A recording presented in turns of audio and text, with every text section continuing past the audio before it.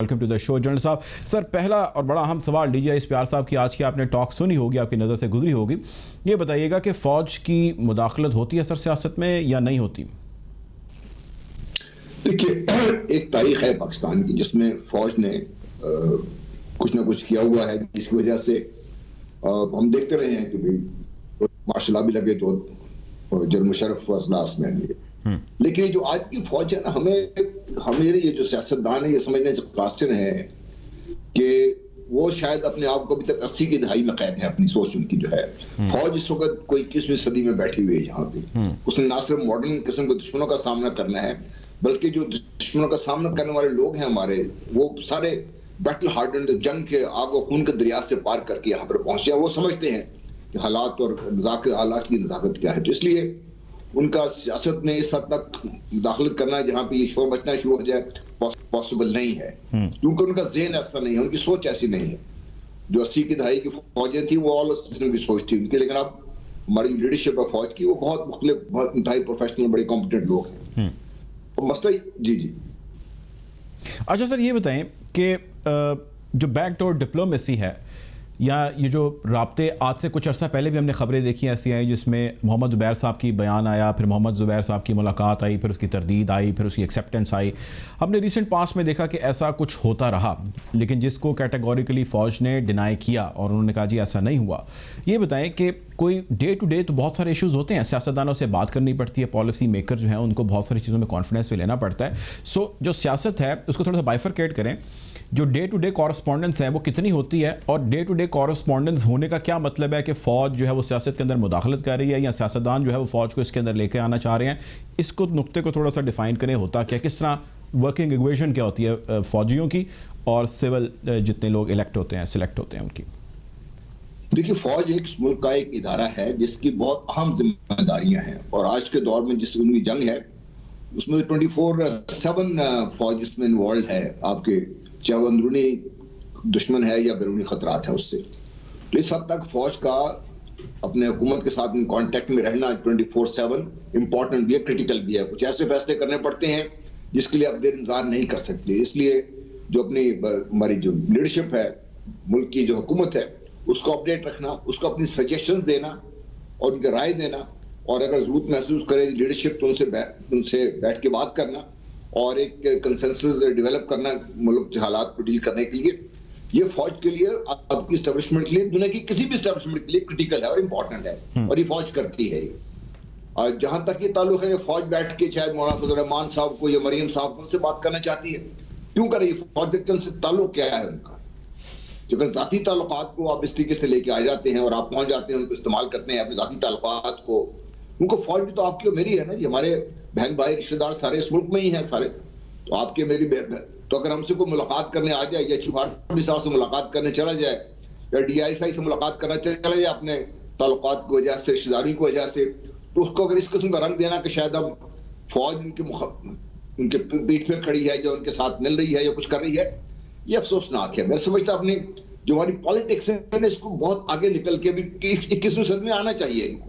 इनको सोचना चाहिए कि आज के हालात क्या है, इसमें आप अपने पाकिस्तान की फौज का एस्टेब्लिशमेंट को आप क्या रोल देके, क्या उनसे काम क्या लेना चाहते हैं, इनसे उनसे तवक्को क्या आते हैं, उनसे क्या आपकी उनसे अगर आपकी तवक्कुआत ये है कि आपके अंदरूनी और बैरूनी दुश्मनों के साथ डील करे, तो फिर आपको उसको एनेबल करना पड़ेगा, उसके लिए एनेबलिंग एनवायरनमेंट देनी पड़ेगी। आप ये नहीं हो सकता कि आप 80 की दहाई में खुद फंसे हुए हैं, खुद ही इसी में अगर आप ये देखिए तो जितने इल्जाम लगाने वाले लोग हैं सब इसके मुजरिम तो है ना सारे इसमें लोग, तो इसलिए अपने आप को इससे बाहर निकालने की जरूरत है। अफवाज पाकिस्तान पे वो बोझ मत डालें जो वो बर्दाश्त नहीं करना चाहती, और जिसका जो बड़े अजीब किस्म का नताज उससे निकल सकते हैं। ठीक है। अच्छा जनरल साहब, ये बताएं कि आज जिक्र किया DGI इश्तियार साहब ने, जो इंटरव्यू उन्होंने एक निजी TV चैनल को दिया, उन्होंने कहा कि पाकिस्तान की फ़ौज ऑलरेडी जो है इंटरनल एक्सटर्नल बहुत सारे इश्यूज़ हैं जिससे डील कर रही है, और यानी उनकी बात से तासुर लग रहा था कि हमारे पास अपना ही इतना ज़्यादा काम है करने के लिए कि इन चीज़ों पर ध्यान नहीं दिया जा सकता। मतलब उसकी एक इंटरप्रिटेशन ये समझ आती है। तो ये बताएँ कि इंटरनली और एक्सटर्नली फ़ौज को आज के इस दौर में किस किस्म के चैलेंजेस हैं, और फौज हमारी किस हद तक जो है वो अच्छे तरीके से डील करती जा रही है? देखिए, جس ہائیبرڈ وار کی ہم بات کرتے ہیں یا جس ففتھ جنریشن وارفیئر کی بات کرتے ہیں، اس میں دشمن کی کوشش کیا ہے کہ ملک کے اندر سے ملک کو کھوکھلا کر دیا جائے، اس قدر کمزور کر دیا جائے وہ اپنے وزن میں خود ہی گر جائے. اس میں آپ کی اقتصادیات ہیں، اس میں آپ کی جو پولیٹیکل انسٹیبلٹی ہے وہ ہے، سب سے بڑھ کر یہ کہ جو مختلف آپ کے طبقات ہیں ان کے درمیان میں جو ایک ہم آہنگی ہے اس کو ختم کرنا، اور پھر افواج پاکستان کو اس جنگ میں پھنسائی رکھنا جو نہ صرف انتہائی مشکل بھی ہے، ڈیمانڈنگ بھی ہے، چیلنجنگ بھی ہے، جس کا بہت بڑا سٹریس ہے فوج کے اوپر.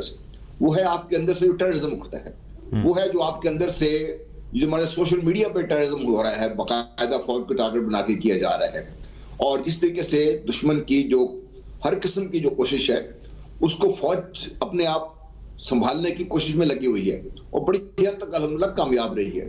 دیکھیے کافی جو اس وقت اگر آپ سروے کریں گے آپ تو دیکھیں کہ 22 کروڑ عوام میں سے شاید اکا دکا کو آپ کیسے ملیں گے، میرے خیال میں بھی 0.1% جو اس بیانیے کے ساتھ ہوں گے فوج کے ساتھ جو مخالف چل رہا ہے.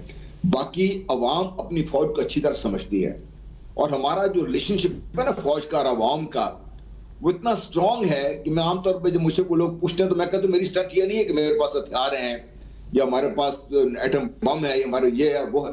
میری پاکستان فوج کی جو اسٹرینتھ ہے الحمدللہ وہ یہ ہے کہ 22 کروڑ عوام سیسا پلائی ہوئی دیوار کی طرح اپنی فوج کے ساتھ کھڑے ہیں. فوج ان کے جذبات کو سمجھتی ہے اور وہ فوج کے جذبات کو سمجھتے ہیں، کیونکہ میں بار بار اس لیے دہرا رہا ہوں کہ فوج آپ میں سے ہے.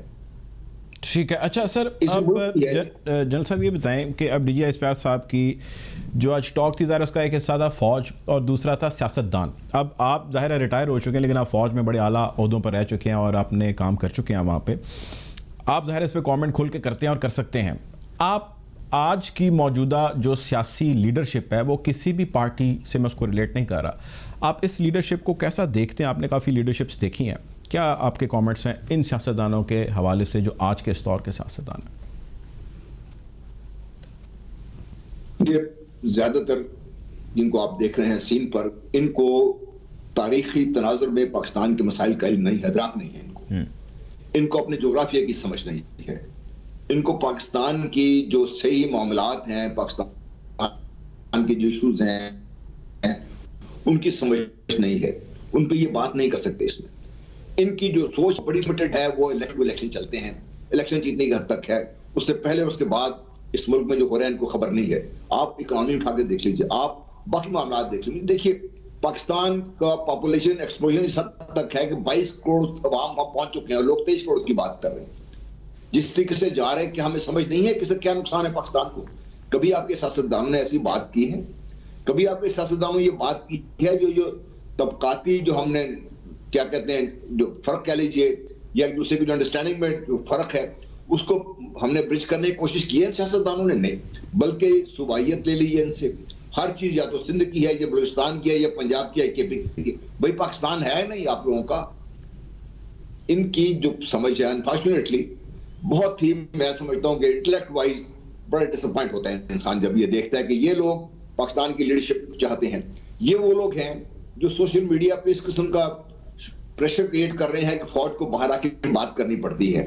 یہ کیوں کر رہے ہیں؟ یہ اس لیے کہ ان کو سوچ ابھی تک 80 میں دہائی میں دفنی. انہوں نے اپنے آپ کو ایوالو نہیں ہونے دیا، پاکستان کی پالیٹکس کو ایوالو کر کے کسی سب میں لے کے نہیں آئے. جو ماڈرن چیلنجز ہیں، جو ماڈرن اپرچونٹیز ہیں، ان کو ان کا ادراک نہیں ہے. یہ صرف اپنے مقاصد کے لیے استعمال کر رہے ہیں، لیکن پاکستان کے لیے کون بات کر رہا ہے، پاکستان کو اگلے جانے کی کون بات کر رہے ہیں؟ آپ کے سامنے ساری دنیا عوام کا. یعنی سر اس کے اندر پھر حکومت بھی آپ شامل کریں کہ جو حکومت موجودہ حکومت ہے، جو ہماری لیڈرشپ ہے، جو اس سارے معاملات کو چلا رہی ہے، وہ بھی اس چیز سے لیگ کرتی ہیں؟ آپ اس کو تھوڑا بائیفرکیٹ کرتے ہیں؟ دیکھیے ہماری حکومت میں بہت اچھے کام بھی کر رہی ہے یہ، لیکن آپ جب جنرل دیکھتے ہیں نا تو آپ کو ایک آپ نے کہا تھا جنرلی پالیٹکس کی بات کریں، میں یہ بھی دیکھ رہا ہوں اپنے آپ سے کہ آپ دیکھیے عوام سے پالیٹکس اگر عوام کے لیے تو عوام کا پالیٹکس پہ اعتماد کتنا ہے یہ دیکھیں نا آپ.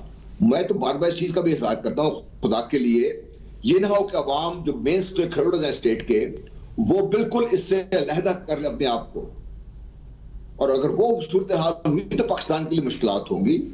تو یہ لیڈرشپ اپنے عوام کو انگیج کرنے میں ناکام ہے. میں خیال سب سے بڑا فیلر اگر ایک لفظ میں کہیں تو یہ ہے ان کے لیے. ٹھیک ہے جی، لیڈرشپ جو ہے وہ عوام کو آگے لیڈ کرنے میں ناکام ہے. بہت شکریہ جنرل غلام صاحب ہمارے ساتھ موجود تھے.